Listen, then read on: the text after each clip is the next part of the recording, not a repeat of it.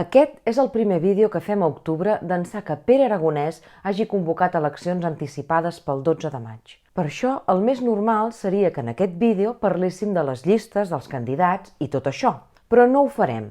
Al vídeo d'avui, d'octubre, parlarem de museus, perquè als museus catalans, ara mateix, s'està lliurant una batalla política enorme on s'hi està jugant el futur de la nació catalana. Comencem. Aquest edifici de la plaça de les Glòries era, fins fa pocs dies, la seu del Museu del Disseny de Barcelona. Ara, però, el govern de Jaume Collboni li ha canviat el nom. Ha esborrat la paraula museu i ara el lloc es diu Disseny Hub Barcelona. La qüestió és que, a més de la paraula museu, el pla dels socialistes és esborrar moltes més coses. Atenció! L'any 1999, l'alcalde del PSC, Joan Clos, va impulsar la creació d'un museu del disseny a Barcelona. 10 anys més tard, el també socialista Jordi Hereu va posar la primera pedra de l'edifici que avui es coneix com la Grapadora i que va costar 100 milions d'euros. La idea era unificar i posar dintre la Grapadora les col·leccions de 4 museus que ja existien. El Museu de les Arts Decoratives, inaugurat el 1932, el Gabinet de les Arts Gràfiques, creat el 1942, el Museu Tèxtil i d'Indumentària, inaugurat el 1961, i el Museu de la Ceràmica, inaugurat el 1966. Així, el 2014 va néixer el Museu del Disseny de Barcelona. La qüestió és que el 2015 arriben els comuns a l'Ajuntament de Barcelona i comencen a posar mà al tema dels museus i la memòria històrica. Estem en ple auge del moviment independentista i els hereus d'Iniciativa per Catalunya Verds volen dir la seva a la batalla cultural. La batalla més famosa va ser la del Memorial del Born, amb l'exposició de l'estàtua de Franco a les portes del Memorial del 1714. D'una banda, els que volien mantenir el Born com un centre del record de les llibertats perdudes a Catalunya el 1714 a mans dels Borbons. De l'altra banda de la batalla cultural, els comuns, que proposaven una lectura més moderna i no tan identitària. Doncs bé, a la Grapadora i al Museu del Disseny, aquests dies Comuns i PSC estan fent d'amagat una cosa similar. I a octubre creiem que tothom ho ha de saber. L'any 2022, l'Ajuntament de Barcelona, liderat per Ada Colau, va convocar un concurs per triar un nou director del Museu del Disseny, ja que l'anterior directora, Pilar Vélez, s'havia jubilat. La idea dels comuns era fer un replantejament del Museu del Disseny i convertir-lo, atenció, en un centre de referència de promoció i projecció internacional. El concurs es va convocar el 13 de juny de 2022 i pocs mesos abans que Ada Colau perdés l'alcaldia, el seu regidor de Cultura, Jordi Martí, va anunciar que el guanyador del concurs per ser el nou director del Museu del Disseny era Luis de Vicente. Des del primer moment, algunes coses van posar en alerta al món museístic. La primera. A les bases del concurs convocat pels comuns no es feia cap menció a les col·leccions que conserva el Museu del Disseny, més de 80.000 peces provinents dels 4 museus històrics dels que hem parlat abans.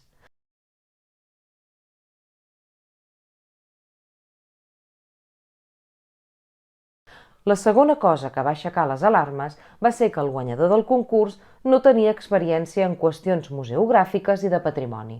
Així ho explicava Albert Velasco, professor d'Història de l'Art a la Universitat de Lleida. De Vicente prové de l'àmbit que s'anomena cultura contemporània, amb les dues potes troncals del CCCB i MACBA. És un molt bon especialista en la cosa digital i tecnològica, però no sap res, absolutament res, sobre l'àmbit d'abast de les col·leccions del museu que dirigeix. Les primeres entrevistes que va donar De Vicente com a nou director del Museu del Disseny van encendre encara més les alarmes. De Vicente planteja una Barcelona antiga contraposada a una més moderna i cosmopolita. En una entrevista a La Vanguardia explica: la foto que tenim de la ciutat i la seva realitat en molts aspectes no conjuguen. Aquesta ciutat té una afluència permanent de nòmades digitals que venen a instal·lar-se aquí treballant en l'economia del coneixement. Segons De Vicente, el que sempre hem conegut com Barcelona, en realitat, és un node en hubs internacionals i transnacionals de col·laboració entre l'ecosistema de la innovació, l'ecosistema de la creativitat i l'ecosistema de la recerca. Segons De Vicente, en aquest nou entorn internacional i contemporani, les col·leccions dels antics museus catalans, amb les seves ceràmiques populars del segle XVIII, els escuts de Barcelona del segle XVI o el penó de Sanot del segle XII, són peces que ja no tenen tanta centralitat. Explica De Vicente. Avui les col·leccions dels museus ja no es concebeixen com joies de la corona que representen un llegat intocable i que cal mantenir congelat i sempre present, sinó com eines que ens permetin explicar un munt d'històries. I quines històries són aquestes que vol explicar De Vicente? El proyecto de SPIL es un proyecto de satélite especulativo. Es un proyecto potencialmente real, que es perfectamente posible tecnológicamente, pero que quiere abrir una conversación y propone lo siguiente. ¿Por qué no sustituimos todas las luces de Navidad que encendemos durante semanas en todo el mundo al final del año por un único punto de luz, una estrella artificial en el firmamento?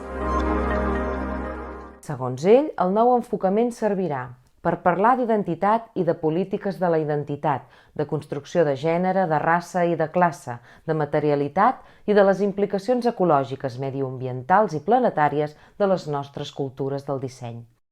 Segons De Vicente, cal abandonar el model dels antics museus i transformar-los en propostes més modernes. Per això De Vicente aposta per convertir el Museu del Disseny en la tercera gran institució del present junt al MACBA i el CCCB, un triangle que cobreix l'espai del pensament contemporani. Aquesta va ser la carta de presentació del nou director tot just ser nomenat i a partir d'aquí es va posar a fer feina per portar a terme la seva revolució per convertir el Museu del Disseny i el seu enorme patrimoni històric en una institució contemporània. Doncs bé, la revolució ha arribat. El passat 3 de març es van desmuntar les exposicions permanents dels fons històrics d'arts decoratives. El diari El Punt Avui informava: el Museu del Disseny enviarà al magatzem les col·leccions històriques d'arts decoratives. Explica Albert Velasco. El principal problema del Museu del Disseny no és museològic, sinó polític i de primer nivell. Velasco assenyala directament els comuns com a responsables i explica que hi ha una batalla cultural en marxa.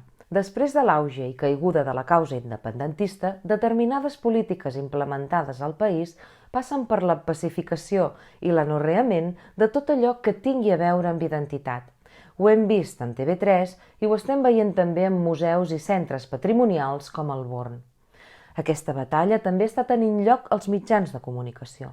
La Vanguardia i el diari Ara, per exemple, totalment alineats amb l'estratègia dels comuns i Collboni. Un exemple, el periodista Antoni Ribas Tur va fer un article ben llarg per entendre la polèmica interminable del Museu del Disseny. Doncs en les 2.000 paraules que té l'article no surt ni una sola veu, ni una sola que critiqui els canvis impulsats per De Vicente. Però les crítiques, encara que es vulguin amagar, existeixen i la periodista del diari El Punt Avui, Maria Palau, sí que les ha recollides. Per exemple, una carta dirigida a Collboni impulsada per un grup de professionals de la història de l'art vinculats a museus i amb més de mig miler de signatures. Els signants demanen aturar el projecte i expliquen que, quan De Vicente va ser nomenat, ja es revelaven les intencions: fer-ne un centre de futur pensant sols en la contemporaneïtat i obviant el passat i la riquesa de les col·leccions. El 13 de març es va presentar un manifest titulat En defensa del Museu del Disseny, contra els plans de Collboni i de Vicente. Aquests són alguns dels signants.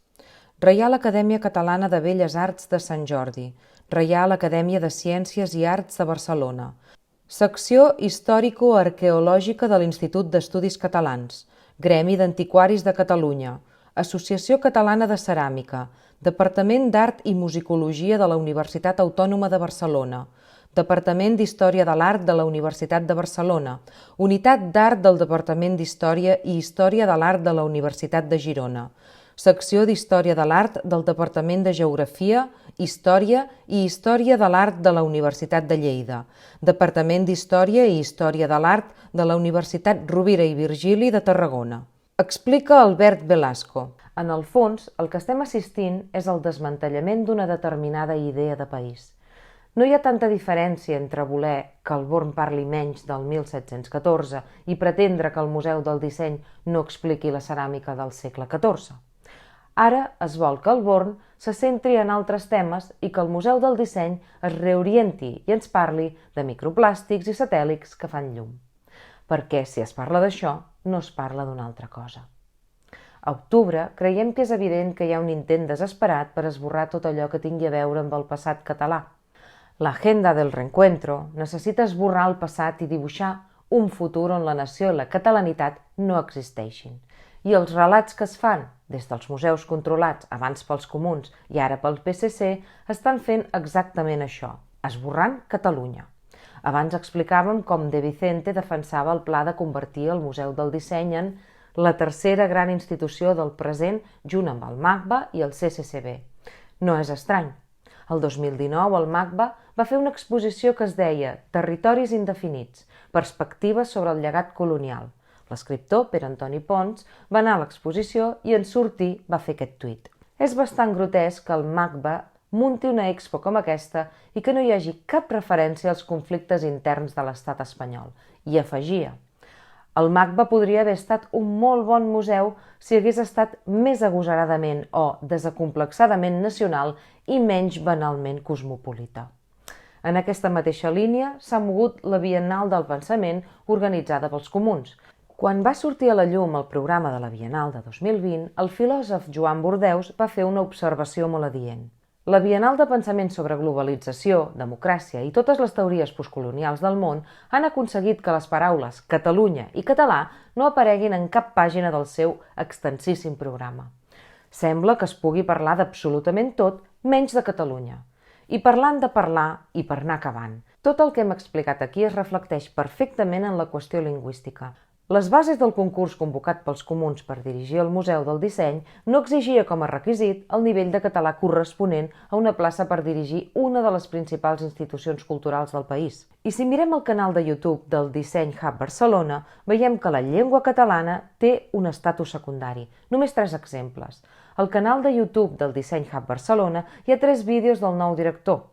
L'única llengua que utilitza és el castellà. Antes que nada os quería dar la bienvenida a esta casa, la casa del diseño, la arquitectura, el urbanismo y la innovación en Barcelona.